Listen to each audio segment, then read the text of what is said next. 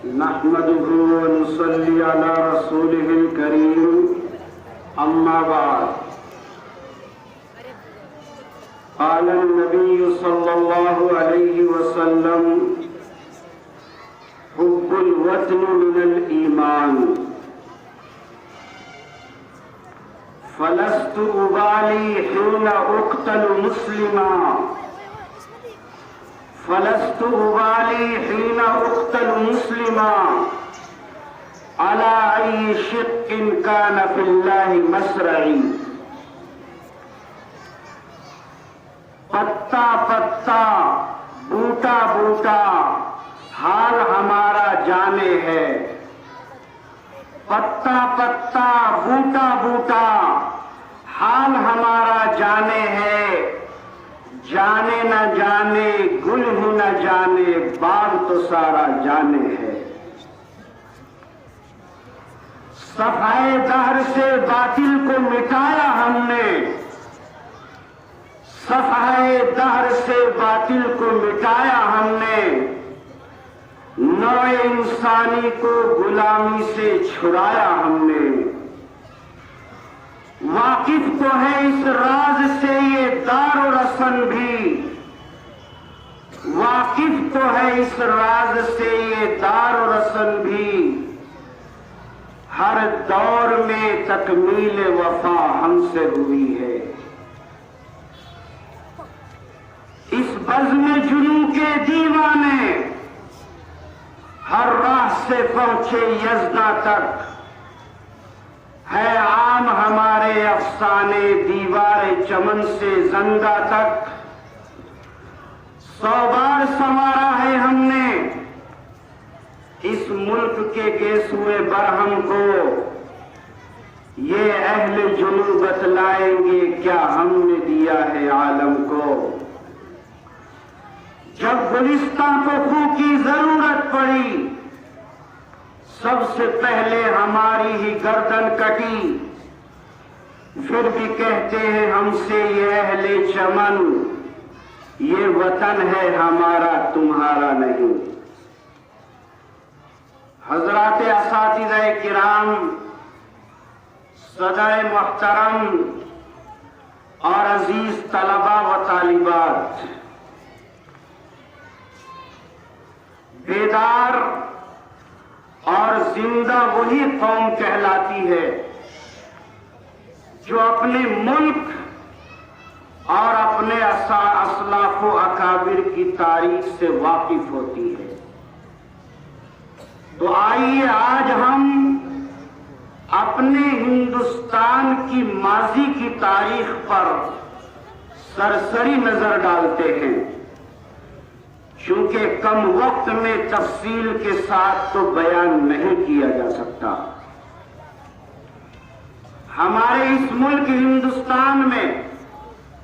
یہ 2 دن بطور یادگار کے منائے جاتے ہیں ایک 15 اگست اور دوسرے 26 جنوری چونکہ 15 اگست کو ہمارا یہ ملک انگریزوں کے تسلط سے آزاد ہوا 15 اگست 1947 میں اور 26 جنوری 1950 میں آئین ہند اور قوانین ہند کا نفاذ ہوا جو 2 سال 11 مہینے 18 یوم میں ڈاکٹر بھیم راؤ امبیڈکر اور ان کے دیگر معاونین کے تعاون سے مرتب ہوئے تھے اور ڈاکٹر بھیم راؤ امبیڈکر کے پاس میں جو قوانین بنانے والی پارٹی تھی اور ان کے جو معاونین تھے ان میں سر فہرست ہمارے ایک عالم دین مولانا ابوالکلام آزاد بھی تھے یہ آپ بات یاد رکھیے اور جو میں باتیں کہوں گا انشاءاللہ تاریخ کے حوالے سے کہوں گا ڈاکٹر بھیم راؤ امبیڈکر نے جو قوانین قوانین مرتب کیے، ان کے خاص مشیر اور ان کا ساتھ دینے والے قوانین کے بنانے میں ہمارے ایک جید عالم مولانا ابوالکلام آزاد بھی تھے، اور یہ قوانین 2 سال 11 مہینے 18 دن میں مرتب ہوئے تھے، اور 26 جنوری 1950 میں جس کی آج ہم یہ سالگرہ منا رہے ہیں، یہ اس تاریخ میں نافذ ہوئے تھے،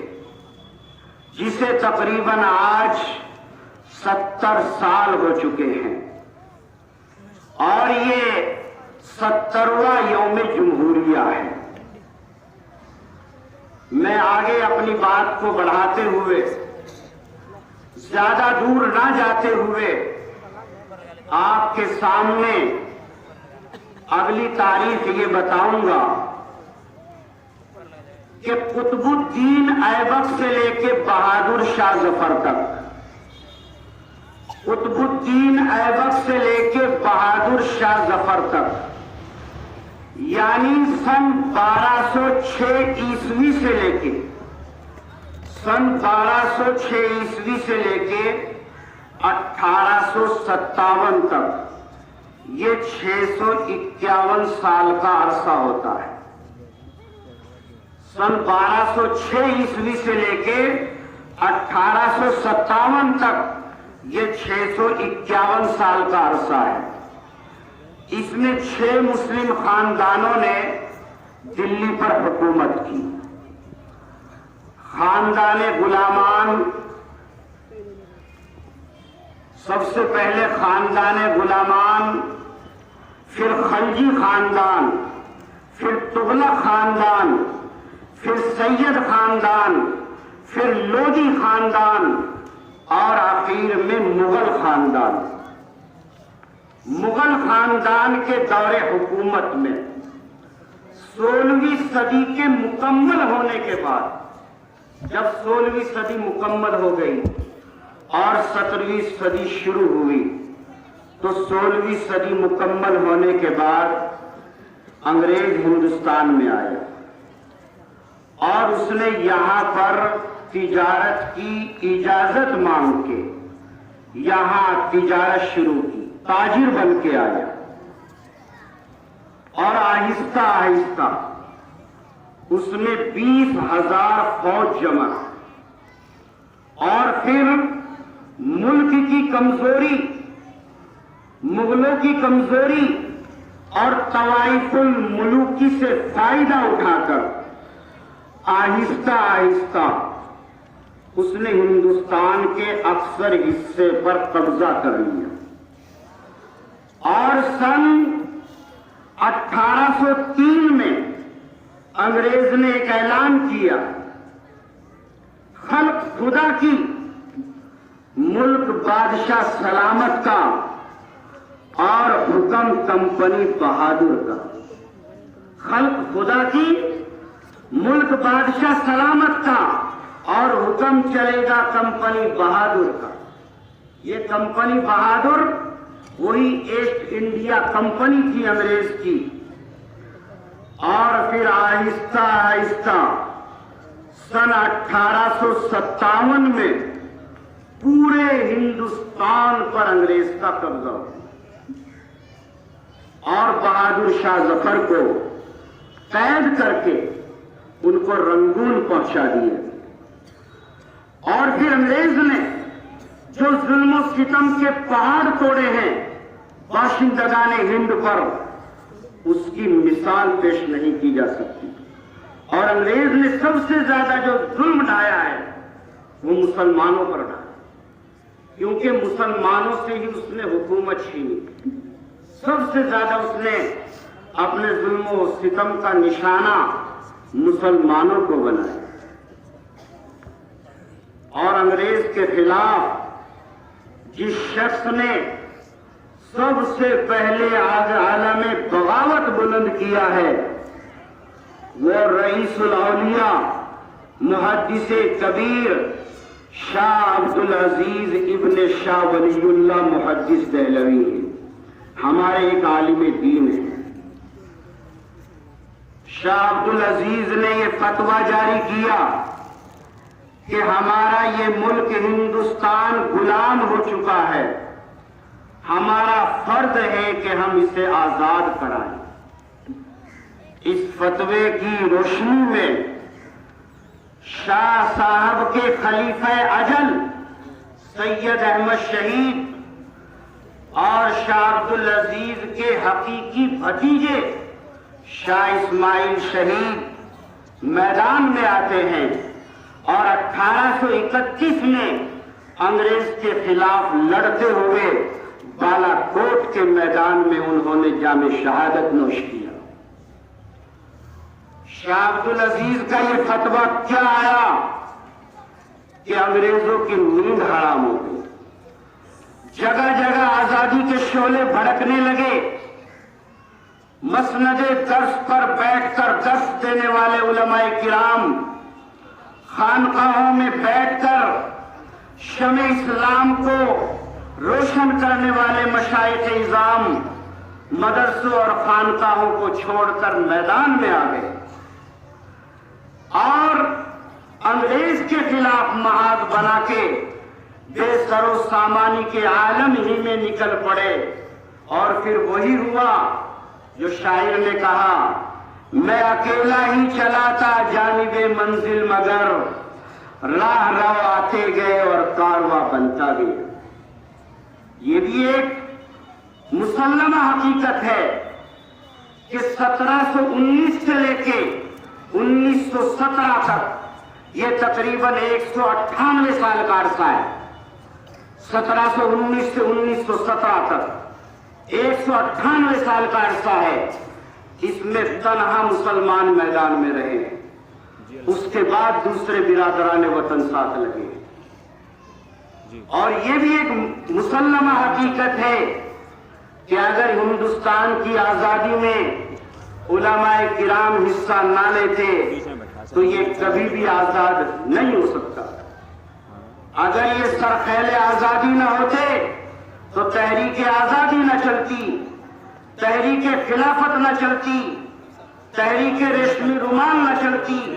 تحریک بالا کوٹ نہ چلتی، ہندوستان چھوڑو تحریک نہ چلتی۔ ان علماء کرام ہی نے اپنے مقدس لہو سے شجر آزادی کو سینچا اور پروان چڑھایا۔ چنانچہ 1857 کی جو جنگ آزادی لڑی ہے، اس میں 2 محاذ بنائے گئے۔ ایک محاذ امبالہ پر جس کی قیادت مولانا جعفر فینیسری فرما رہے تھے، اور دوسرا محاذ شاملی پر جس کی قیادت حاجی امداد اللہ کے پاس تھی، لیکن وسائل کی قلت اور اپنوں کی غداری کی وجہ سے انگریزوں کو، فرنگیوں کو اس جنگ میں غلبہ ہوا اور بڑے بڑے علماء، صلحاء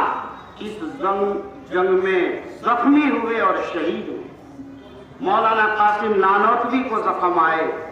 مولانا رشید احمد گنگوہی کو زخم آئے، اور حافظ ضامن صاحب تو اس جنگ میں شہید ہو گئے۔ تاریخ میں لکھا ہے کہ 1857 کی جنگ آزادی میں 2 لاکھ مسلمان شہید ہوئے، 2 لاکھ، جن میں 51,000 علماء کرام تھے۔ صرف دہلی کے اندر 500 علماء کرام کو پھانسی پر لٹکا دیا گیا۔ 1857 کی جو یہ ناکامی ہوئی، ہمارے علماء آرام سے نہیں بیٹھے، اپنی جد و جہد جاری رکھی، اور دارالعلوم کی جو بنیاد رکھی گئی سن 1866 میں، سن 1866 15 محرم الحرام مطابق سن 1283 ہجری، सन 1283 ہجری میں دارالعلوم دیوبند کی بنیاد رکھی گئی اور دارالعلوم کا مقصد ایک طرف اگر شمع اسلام کو روشن کرنا تھا تو قیام دارالعلوم کا دوسرا مقصد مجاہدین آزادی تیار کرنا تھا۔ 1857 کی ناکامی کے بعد وائسرائے برطانیہ اپنے ہندوستانی مشیروں سے رائے طلب کرتا ہے کہ ایسا لگتا ہے ہندوستان میں ہماری حکومت کو خطرہ ہو چلا ہے، تو ہمیں کیا کرنا چاہیے؟ تو اس وقت میں جو ان کا سب سے بڑا سیاستداں تھا ہندوستان میں، ڈاکٹر ولیم یارک، اس نے اس وقت میں جو اپنی رپورٹ پیش کی تھی وہ یہ تھی کہ 1857 کی جنگ آزادی میں سب سے آگے مسلمان رہے، اس لیے جب تک مسلمانوں کے اندر جذبہ جہاد موجود ہے ہم آگے حکومت ہندوستان پہ نہیں کر پائیں گے، اس لیے مسلمانوں کے اندر سے جذبہ جہاد کو ختم کرنا ضروری ہے، اور مسلمانوں کے اندر سے جذبہ جہاد کو ختم کرنے سے پہلے ایک چیز اور ضروری ہے کہ قرآن کو اور علماء کو ختم کر دیا جائے۔ چنانچہ تاریخ میں لکھا ہے کہ 1861 عیسوی میں اس بدبخت انگریز نے قرآن کریم کے 3 لاکھ نسخے جلائے، 3 لاکھ، اور اس وقت میں اس انگریز کے سامنے ہمارے ایک عالم دین نے کہا تھا کہ قرآن کے نسخے تو جلا دو گے لیکن ان بچوں کا کیا کرو گے کہ جن کے سینے میں قرآن کریم کا ایک ایک حرف جاگزی ہو چکا ہے؟ تو تجربے کے لیے ایک بچے کو بلایا گیا اور اس نے جو قرآن پڑھنا شروع کیا اور پڑھتا ہی چلا گیا تو انگریز بھی انگشت بدندہ رہ گیا۔ اس کے بعد 1864 سے لے کے 1867 تک، یہ 3 سال کا عرصہ ہے، 1864 سے 1867 تک، اس میں انگریز نے علماء کو ختم کرنے کا فیصلہ کیا اور 14,000 علماء کو پھانسی کے پھندے پر لٹکایا گیا۔ جیسا کہ ہمارے طالب علم نے، اگر آپ نے دھیان سے سنا ہو، آپ کے سامنے بیان کیا کہ دلی کے چاندنی چوک سے لے کے خیبر تک کوئی ایسا درخت نہیں تھا جس پہ علماء کی گردنیں لٹکی ہوئی نہ ہو۔ علماء کرام کے جسموں کو تانبے سے داغا گیا اور سوروں کی کھالوں میں بند کر کے تندوروں میں ڈال دیا۔ علماء کرام کو ہاتھیوں پر کھڑا کر کے درختوں سے باندھ دیا جاتا اور ہاتھی کو نیچے سے چلا دیا جاتا تھا، اور لاہور کی شاہی مسجد کے صحن میں انگریز نے پھانسی کا پھندا بنایا تھا، اس میں 80 علماء کو ایک ایک دن میں پھانسی دی جاتی تھی۔ لاہور کے دریا راوی میں علماء کرام کو بوریوں میں بند کر کے ڈال دیا جاتا اور اوپر سے گولیوں کا نشانہ بنایا جاتا۔ ایسے ایسے ظلم و ستم علماء کرام پر انگریز نے ڈالا، اور یہ جو تاریخ میں اسیران مالٹا کہلاتے ہیں، یہ کون ہے؟ مالٹا کے 2 قیدی اسیران مالٹا، یہ ہمارے 2 علماء دیوبند، شیخ الاسلام اور شیخ الہند ہیں، مولانا حسین احمد مدنی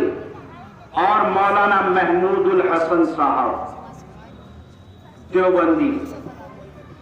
شیخ حسین مدنی یہ کون ہے؟ خلافت کانفرنس ہو رہی ہے کراچی کے اندر، اور مولانا حسین احمد مدنی کو وہاں جانا ہے ایسے وقت میں کہ آپ کو انگریز نے گولی مار دینے کا حکم دے دیا. لوگ یہ سوچ رہے تھے کہ نہیں آئیں گے مولانا، لیکن کفن ساتھ لے کے مولانا اس کانفرنس میں شرکت کرتے ہیں اور یہ فتویٰ جاری کرتے ہیں کہ برطانوی فوج میں بھرتی ہونا حرام ہے، انگریزی فوج میں بھرتی ہونا حرام ہے. آپ کو گرفتار کر لیا جاتا ہے، انگریزی عدالت میں لایا جاتا ہے، انگریز جج کے سامنے آپ کھڑے ہیں. مولانا محمد علی جوہر آج سے کہتے ہیں خدارا تعویل حکمت سے کام لینا، تعویل و حکمت سے کام لینا قوم کو آپ کی بہت ضرورت ہے. لیکن مولانا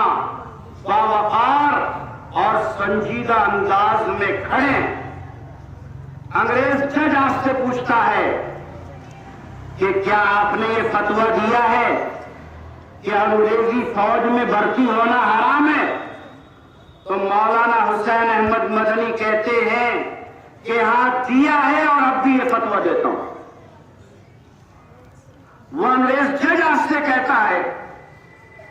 کہ کیا آپ کو اس کی سزا معلوم ہے؟ تو مولانا فرماتے ہیں سزا معلوم تھی، اسی لیے تو دیوبند سے کفن ساتھ لایا ہوں تاکہ جب مجھے کفن پہنایا جائے تو انگریزی حکومت کا نہیں، مجھے اپنا کفن پہنایا جائے. اور اس موقع پر آپ نے انگریزوں کو بلبل سے اور گولیوں کو گل سے تشبیہ دے کر کہا تھا لیے پھرتی ہے بلبل چونچ میں گل، شہید ناز کی تربت کہاں ہے. اور مولانا حسین احمد مدنی کے استاد ہیں شیخ الہند مولانا محمود الحسن صاحب دیوبندی. آپ کے سامنے نام آتا ہے تحریک ریشمی رومال کا. یہ تحریک ریشمی رومال کیا تھی؟ یہ مولانا محمود الحسن صاحب دیوبندی کی چلائی ہوئی تحریک تھی.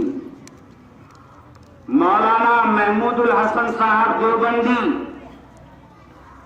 افغانستان اور ترکی کی مدد سے ہندوستان میں فوجی انقلاب لانا چاہتے تھے. افغانستان اور ترکی کی مدد سے.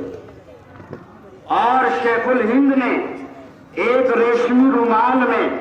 نقش و نگار کی شکل میں ہندوستان کا نقشہ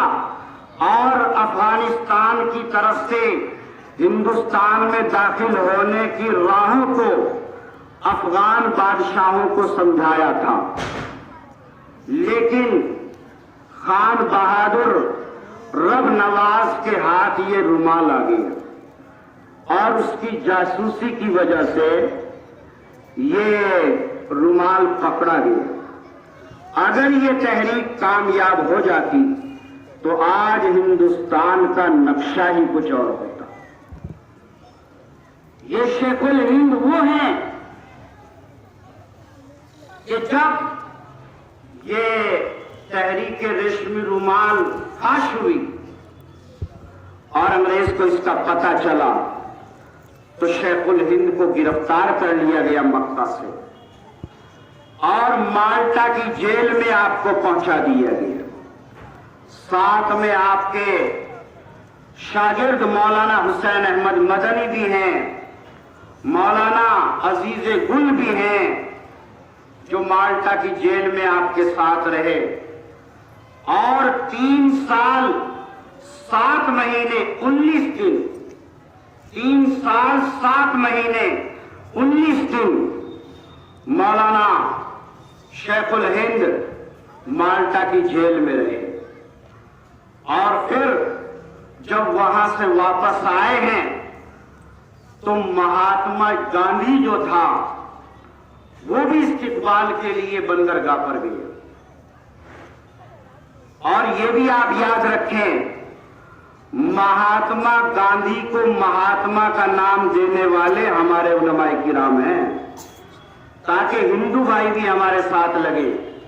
ورنہ تو مہاتما گاندھی کو کوئی نہیں جانتا تھا، ان کا نام پہلے موہن داس تھا، مہاتما کے نام سے ان کو مشہور کرانے والے ہمارے علماء کرام۔ شیخ الہند کے بارے میں لکھا ہے کہ جب آپ کا انتقال ہوا سن 1920 میں، جب شیخ الہند کا انتقال ہوا اور نہلانے کے لیے جب کپڑے اتارے گئے تو آپ کی کمر پہ گوشت نہیں تھا۔ آپ کے شاگرد مولانا حسین احمد مدنی نے بتایا کہ انگریز استاد محترم کو مالٹا کی جیل میں تہہ خانے میں لے جاتا اور لوہے کی گرم سلاخیں مولانا کی کمر پہ لگاتا اور یہ کہتا کہ محمود الحسن انگریز کے حق میں فتویٰ دے دو،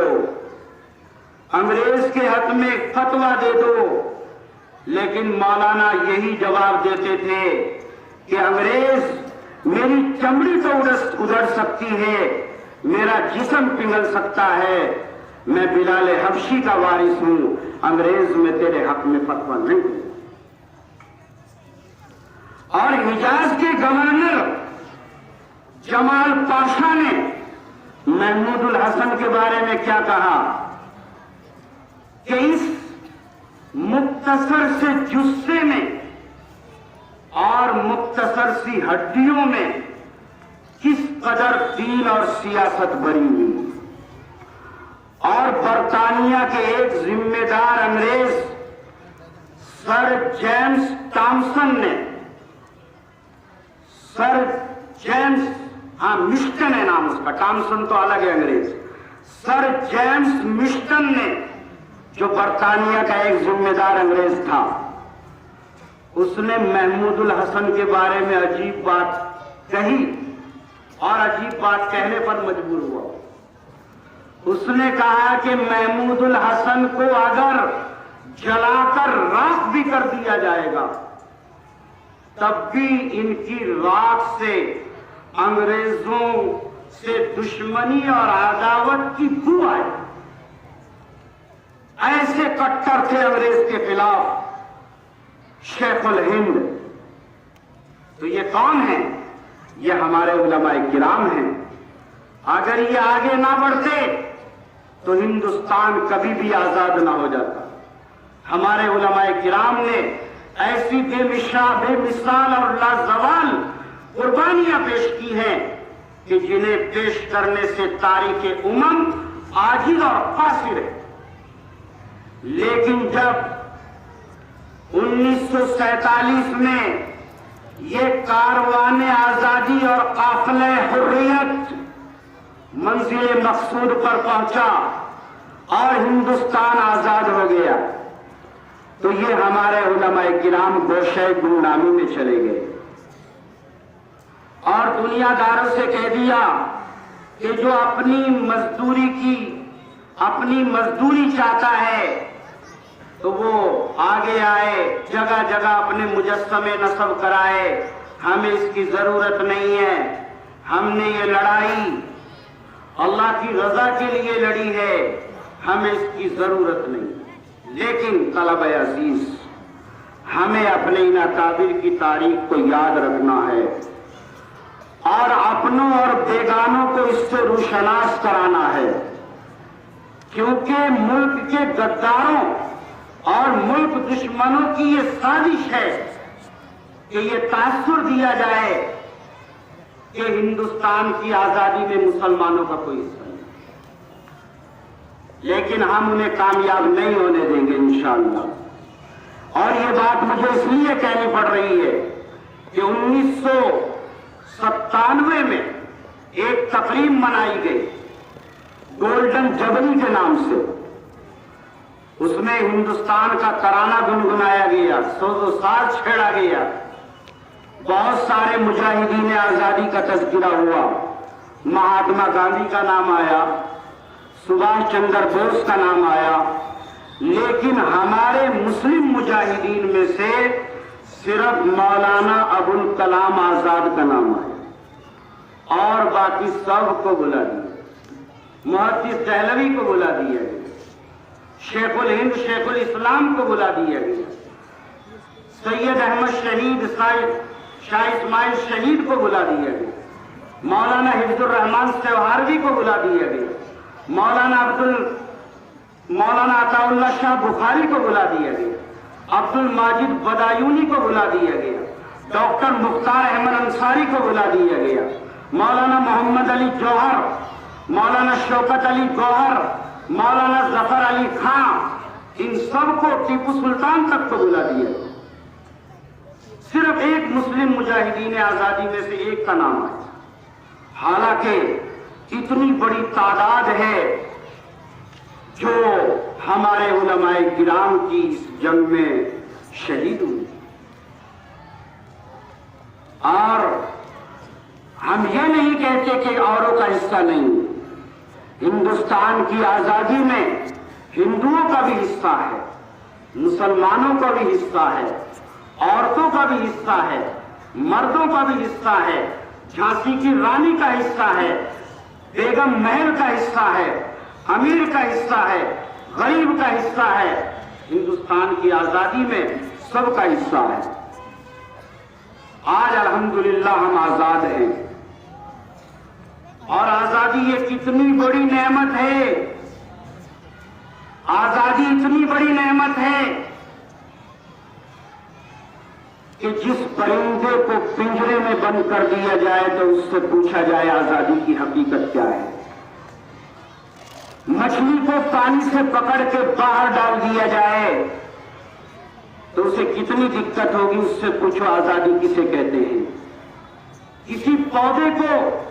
ایک ایسے مرتبان میں بند کر دیا جائے کہ نہ اسے پانی ملے نہ ہوا ملے، وہ کملا جائے گا، مرجھا جائے گا، اس سے پوچھو آزادی کی کیا حقیقت ہے۔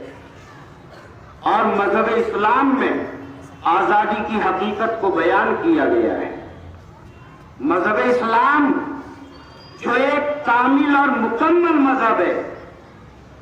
ایسا نہیں ہو سکتا کہ مذہب اسلام میں آزادی کی حیثیت کو بیان نہ کیا جائے۔ قرآن میں ساری چیزیں ہیں، ابھی مولانا خلیل صاحب شعر پڑھ رہے تھے، جمیع العلوم فی القرآن لیکن تقاصرت عنہ افہام الرجال، ساری چیزیں قرآن میں ہیں۔ آزادی کی حیثیت کو قرآن میں بیان کیا گیا۔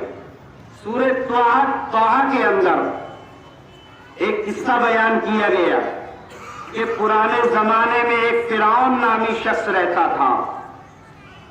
اس نے یہ کہا کہ بنو اسرائیل کے بچوں کو دنیا میں جینے کا کوئی حق نہیں ہے، تو اس کے مقابلے پہ موسیٰ علیہ السلام کھڑے ہوئے اور یہ کہا فرعون تجھے بنو اسرائیل کے بچوں کو غلامی کے طوق سے آزاد کرنا ہو، اور اس کا مقابلہ کیا۔ آج الحمدللہ ہم آزاد ہیں، اور ہمیں اس ملک سے اپنی جان اور مال سے زیادہ محبت، ضرورت پڑی تو ہم انشاءاللہ جان اور مال کی قربانی دینے کے لیے بھی تیار ہے نہیں؟ تیار ہے۔ کیوں؟ نعرہ تکبیر، نعرہ تکبیر، کیونکہ ملک سے محبت یہ ہمارے نبی نے ہمیں بتلایا ہے۔ حدیث میں نے شروع میں پڑھی تھی، حب الوطن من الایمان، کہ وطن سے محبت یہ ایمان کا حصہ ہے۔